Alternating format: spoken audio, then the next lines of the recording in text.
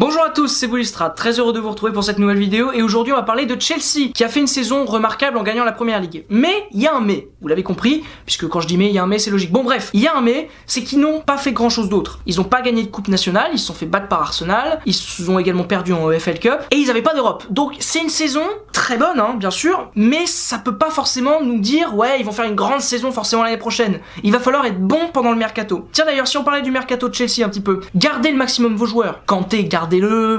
Diego Costa, gardez-le, parce que bon, il peut plus aller à l'Atlético Madrid, donc autant essayer de le garder. Bref, en gros, essayez de garder les joueurs et de vous renforcer avec un joueur par poste, un joueur par ligne. Ça semble évident, mais ce serait le mieux, quoi, très clairement. Et surtout, laissez Antonio Conte faire ses choix, parce que Conte a réussi en une année à vous faire gagner la première ligue, autant lui faire confiance. Mais après, j'ai pas beaucoup d'autres conseils à vous donner sur le plan du mercato.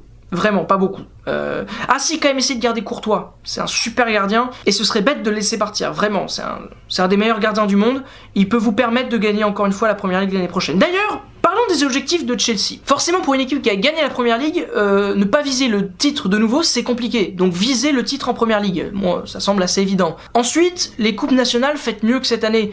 Gagnez au moins une des deux. Je sais pas laquelle vous allez gagner, hein, mais au moins essayez de viser l'une des deux. Et puis si j'avais un conseil à vous donner, c'est aller en Ligue des Champions assez loin. Au minimum, comme Manchester United, passer les poules. Et puis au maximum, gagner là. Après, est-ce que Chelsea va le faire ?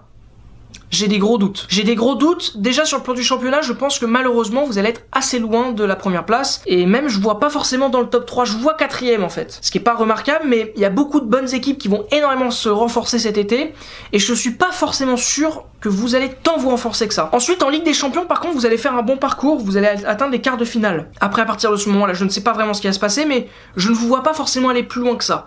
Et quart de finale, c'est déjà très bien pour une équipe qui n'était pas en Ligue des Champions cette année. Ensuite, en Coupe nationale, vous allez en gagner une cette fois-ci. Vous allez gagner la EFL Cup. Ça me semble bien.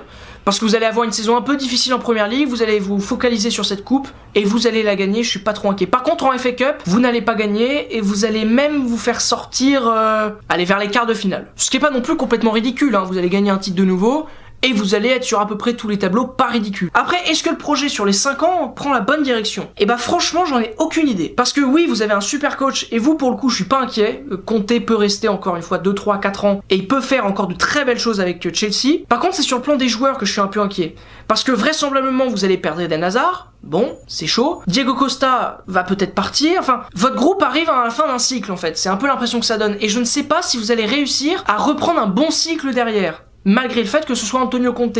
Parce que Conte est exceptionnel en tant que tacticien, mais alors pour recruter, je suis pas forcément convaincu de ses qualités. C'est quand même Allegri qui a réussi à recruter des mecs comme Dybala ou etc. etc. Lui, il avait moins cette capacité-là. En tout cas, j'espère que vous avez apprécié cette vidéo. Merci beaucoup de l'avoir regardée jusqu'au bout.